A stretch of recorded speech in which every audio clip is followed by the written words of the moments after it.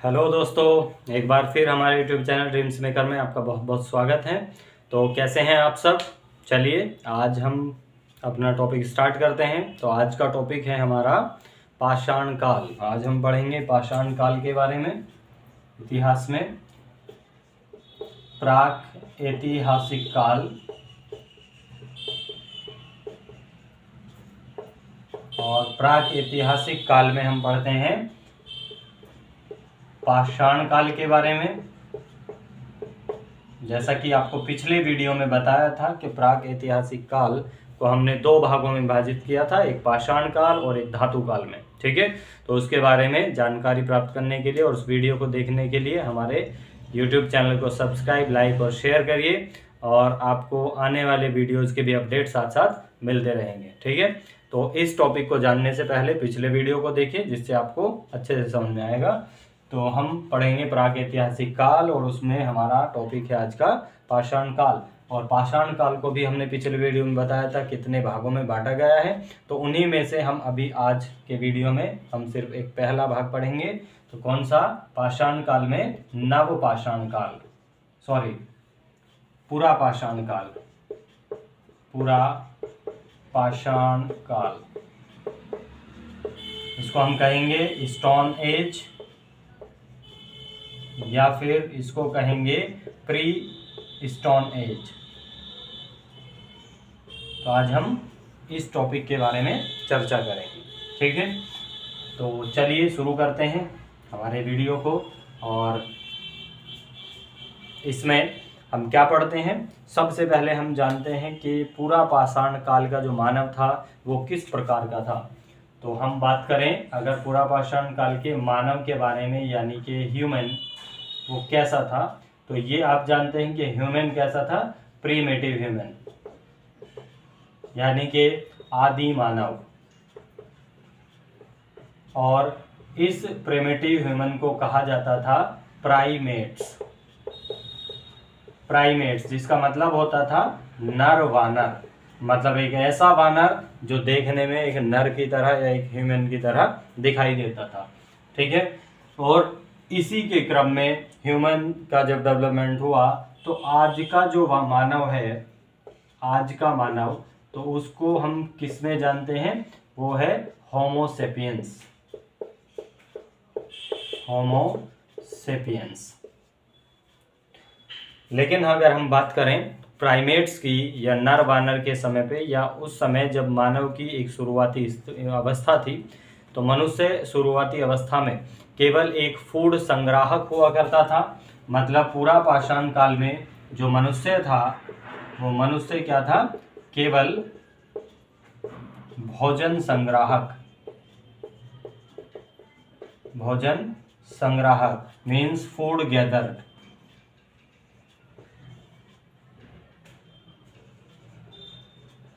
ये केवल food gathering का काम करता था। मनुष्य जो था वो भोजन संग्राहक था और भोजन संग्रहण करने के लिए ये करता था आखेट हंटिंग, मतलब हंटिंग करके, शिकार करके, तब ये पूरी तरीके से अपना पेट भरता था। और ये डिपेंड था प्रकृति पर।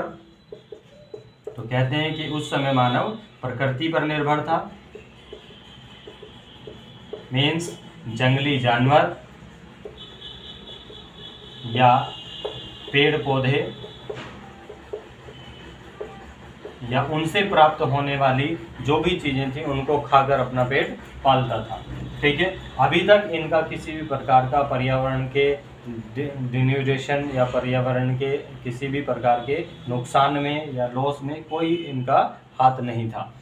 तो मनुष्य जब भोजन संग्राहक था, तो अब ये भोजन प्राप्त किस प्रकार से करते थे?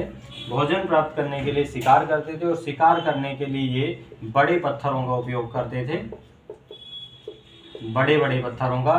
तो बड़े पत्थरों का उपयोग करने के लिए ऐसा होता था कि एक इंसान या इनमें से जो एक था वो ऊपर वाले किसी ऐसे एरिया पे खड़े होते थे। यहाँ पे ये खड़े हैं और ऐसे ही यहाँ पे कोई बड़ा सा पत्थर यहाँ पे अपने पास इसको लुढ़का के लेके आते थे, लुढ़का के, और नीचे से जानवरों के झुंड निकला करते थे तो उसको पत्थर को ऊपर से गिरा दिया जाता था। ठीक है, तो मान लीजिए अगर यहाँ पे कोई ऐसे कोई एनिमल कोई निकलता है तो इनके ऊपर इसको गिरा दिया जाएगा, और जब ये गिरता था तो उसमें से 2-4 एनिमल्स जो दब जाते थे, जो जानवर दब जाते थे, उन जानवरों को निकाल के खा लिया करते थे। तो यहाँ पे शिकार करने के लिए अभी छोटे हथियारों का इतना विकास नहीं था, लेकिन धीरे धीरे इन्होंने इन चीज़ों का विकास करना शुरू किया और उसको पत्थरों को तोड़कर उन्हें छोटे रूप में और उनका हथियार के रूप में भी उपयोग करना शुरू कर दिया था। ठीक है, तो लगभग अब से 1 लाख वर्ष पूर्व की अगर बात करें तो 1 लाख वर्ष पूर्व जो मनुष्य था वो आग से परिचित तो था, आग से परिचित मीन्स आग के बारे में जानता था कि आग होती है, लेकिन अभी आग के उपयोग के बारे में नहीं जानता था, उपयोग नहीं जानता था। और यहाँ से नवपाषाण काल के समय पे मनुष्य से संबंधित उनके कुछ कंकाल या कुछ उनके अवशेष भी इतने ज़्यादा प्राप्त नहीं हुए हैं, क्योंकि उस समय जो मनुष्य था वो एक स्थायी निवास नहीं करता था, इधर उधर भटकता रहता था, घूमता रहता था। तो मान सकते हैं कि उस समय जब मनुष्य की मृत्यु हो जाती थी किसी कारणवश, तो मरने के बाद उनको या तो जंगली जानवर खा जाते थे या फिर उनको डिकम्पोज अपने आप ही हो गए हैं, क्योंकि उनको दफनाने का किसी तरीके के अवशेष उस समय पे नहीं मिले। ठीक है, तो ये जो है हमारा पूरा पाषाण काल के समय में कुछ इस प्रकार की चीज़ें मिलती हैं।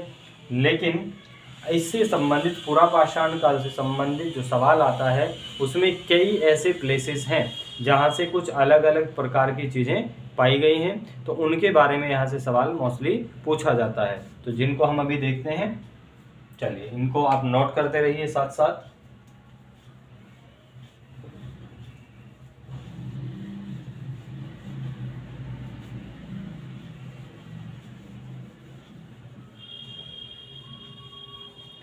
तो इससे संबंधित इसकी कुछ साइट्स हैं, इसके कुछ स्थान हैं जहाँ से हमें कुछ विशेष प्रकार के इनके अवशेष या एविडेंसेस प्राप्त हुए हैं। तो इसमें एक हम टेबल, एक लिस्ट के जरिए हम देखते हैं, जिसमें एक तरफ हम लिखेंगे स्थल, यानी कि उस स्थान का नाम जहाँ से जो चीज़ मिली है। दूसरी तरफ हम उसका वर्तमान में जो क्षेत्र है उसका नाम लिखेंगे कि आज वर्तमान क्षेत्र में वो कहाँ पे पड़ता है, और फिर वहाँ से हमें प्राप्त होने वाले जो साक्ष्य हैं, प्राप्त हुए साक्ष्य, उनके बारे में हम जानकारी प्राप्त करते हैं। ठीक है, तो इनमें हम सबसे पहला स्थल देखते हैं पहलगाम।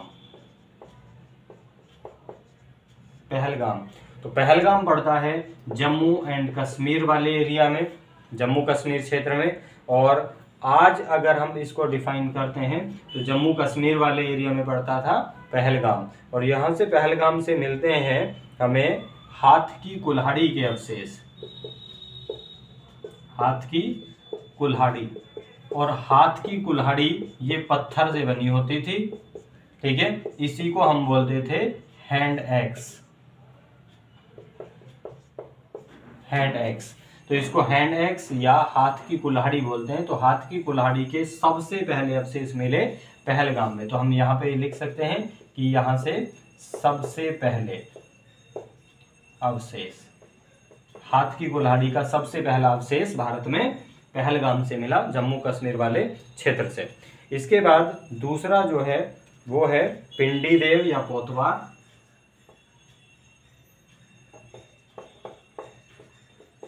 पोतवार या पिंडी देव, ये एक स्थल का नाम है जो उस समय की एक साइट है। तो इस साइट को मिला है, ये मिली है आज के पाकिस्तान वाले क्षेत्र में, और पाकिस्तान में जो पंजाब वाला क्षेत्र है, पंजाब क्षेत्र, तो उस क्षेत्र में ये स्थान पड़ता है। और यहाँ से पता चला है, यहाँ से मिला है जो काटने के औजार होते थे, मीन्स काटने के लिए पत्थर के औजार कुछ मिले हैं, लेकिन ये इतना खास इम्पोर्टेंट नहीं है। इसमें आप ये ध्यान रखना है कि पोतवार कहाँ पड़ता है, तो इनकी साइट्स और वर्तमान में कहाँ है वो चीज़ इम्पोर्टेंट है। और कुछ इम्पोर्टेंट जो यहाँ से कुछ चीज़ें मिलती हैं, वो भी इम्पोर्टेंट है। तो नेक्स्ट है, तीसरा है हथनोरा। हथनोरा, हथनोरा पड़ता है आपका मध्य प्रदेश में, मध्य प्रदेश। और मध्य प्रदेश से हथनोरा से यहाँ से मिला है मानव की खोपड़ी का जीवाश्म, और ये नर्मदा नदी के किनारे पे पड़ता है। तो यहाँ से मिला है मानव की खोपड़ी के साक्ष्य, मानव की खोपड़ी का साक्ष्य मीन्स एक स्कल मिला है, ऊपर की खोपड़ी, पूरा सिर, पूरा हेड नहीं मिला है, सिर्फ ऊपर की खोपड़ी मिली है। ठीक है। और इसमें यहाँ पे इसको खोजने का जो श्रेय है वो अरुण सोनकिया को जाता है, अरुण सोनकिया द्वारा। तो अरुण सोनकिया द्वारा 1982 में इसे खोजा गया था। तो सवाल पूछा जा सकता है कि किसके द्वारा। हथनोरा में सबसे पहले क्या मिला है, मानव की खोपड़ी के साक्ष्य, या फिर पूछें कि पाषाण काल में, या मानव की खोपड़ी का सबसे पहला साक्ष्य पूरे विश्व में या भारत में सबसे पहले कहाँ मिला। तो मानव की खोपड़ी का सबसे पहला साक्ष्य भारत में हथनोरा में मिला है, जो कि आज के वर्तमान मध्य प्रदेश में नर्मदा नदी के किनारे पे पड़ता है। और इसको खोजने का श्रेय जाता है अरुण सोनकिया को, जिन्होंने 1982 में 1982 में इसकी खोज की थी। इसके बाद नेक्स्ट है हमारा भीमबेटका। भीमबेटका, तो ये भी मध्य प्रदेश में है, भीमबेटका ये भी मध्य प्रदेश में है। और यहाँ से मानव के द्वारा बनाई गई कुछ गुफाओं के, या मानव का गुफा में रहने के साक्ष्य मिलते हैं। मानव द्वारा निर्मित गुफा व गुफा चित्र। तो मानव के द्वारा निर्मित गुफा, या उनका बोल सकते हैं आप निवास, उनके रहने की जो जगह होती थी।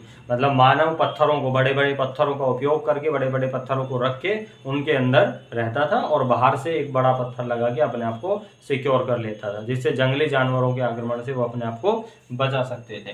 ठीक है। तो ये मिला है भीमबेटका से।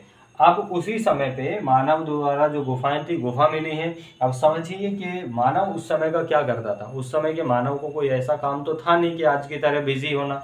उस समय सिर्फ अपना भोजन से पेट भर लिया, और पेट भरने के बाद अपनी गुफा में, अपने रेजिस्टेंट में जाके रहते थे। तो वो करते क्या थे, वो छोटे छोटे जो पत्थर के टुकड़े होते थे, उन पत्थर के टुकड़ों से जो बड़े पत्थर जो आसपास की गुफा है, गुफा की दीवारों पे वो कुछ ना कुछ उससे कुछ ना कुछ लाइनें खींचना या उल्टा सीधा कुछ भी करते रहते थे। तो उनसे हमें यहाँ पे मनुष्य के द्वारा बनाए गए पहली चित्रकला के अवशेष भी भीमबेटका की गुफा से मिलते हैं। ठीक है। तो यहाँ पे आप लिख सकते हैं कि प्रथम चित्रकला या चित्रकारी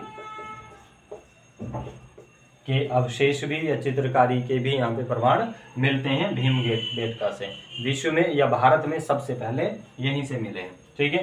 तो उन समय पे जो चित्र बनाते थे वो कुछ इस तरीके के होते थे, क्योंकि जो चीजें वो देखते थे उसी समय वो बनाते थे। तो वो मोस्टली क्या, या तो कुछ जानवरों को देखते हैं, पेड़ पौधों को देखते हैं, या फिर जो उनका शिकार करने का तरीका होता था उस तरीके को देखते हैं। तो ऐसे करके, जैसे फॉर एग्जाम्पल मान लीजिए कोई एक इस तरीके से कोई एक ये जानवर है, मान लीजिए ये जानवर हो गया, और इस जानवर का मान लो ये इस तरीके से, क्योंकि वो इतनी अच्छी चित्रकारी में माहिर नहीं थे, तो इस तरीके से हम मान लेते हैं कि कुछ ऐसा उन्होंने चित्र बनाया होगा। और उस चित्र में यहाँ पे कोई आदमी खड़ा हुआ है, कोई मनुष्य खड़ा हुआ है, और वो अपने हाथ में किसी प्रकार से कुछ कुल्हाड़ी, जो आपने एक्स देखा है, वो लिए हुए हो सकता है, या फिर किसी तरीके का बड़ा पत्थर हो सकता है। तो ऐसी ऐसी चित्रकारी वहाँ पे दिखाई गई है, और वो कुछ इसी तरीके से हैं, मतलब वो सिंगल लाइन में इस तरीके से खींच खींच के बना रखी हैं, इतनी एक 3D और इस इमेज में नहीं है। ठीक है। तो उस समय जैसे आज के बच्चे हैं, बच्चे पेन लें और वो कुछ भी निकालने लगे, तो उसी तरीके की चित्रकारी कुछ भीमबेटका की गुफाओं से मिलती है। ठीक है। इसके बाद नेक्स्ट है आदमगढ़। चलिए ये इसको नोट करो।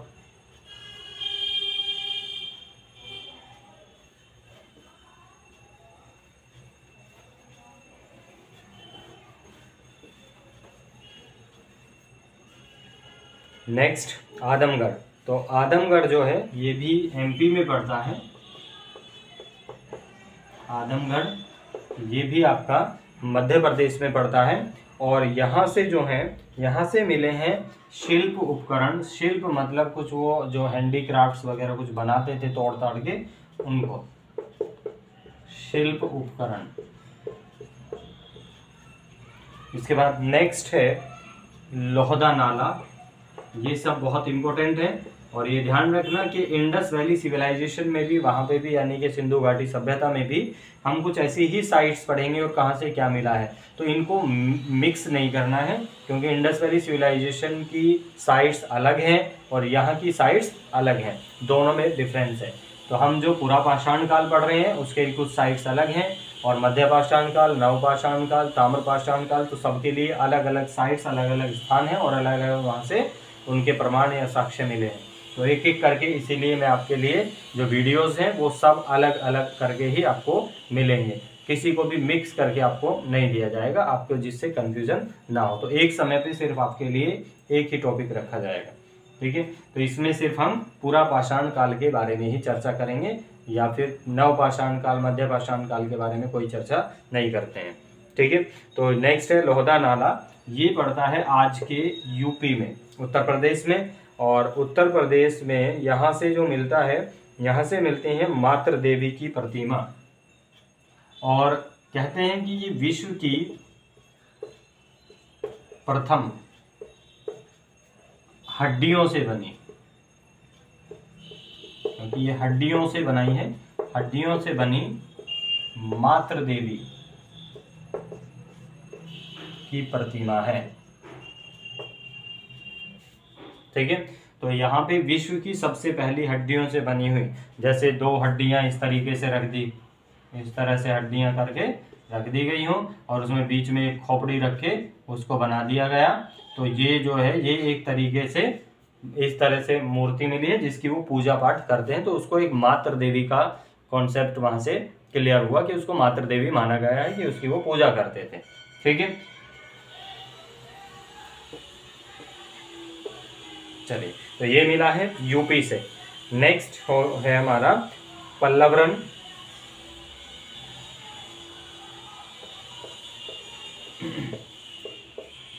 पल्लवरन, तो पल्लवरन जो है ये पड़ता है हमारा मद्रास, यानी कि दक्षिण में आज जहाँ चेन्नई या तमिलनाडु है, तो ये मद्रास में वहाँ पे पड़ता था। और यहाँ पे भी कुल्हाड़ी या हैंड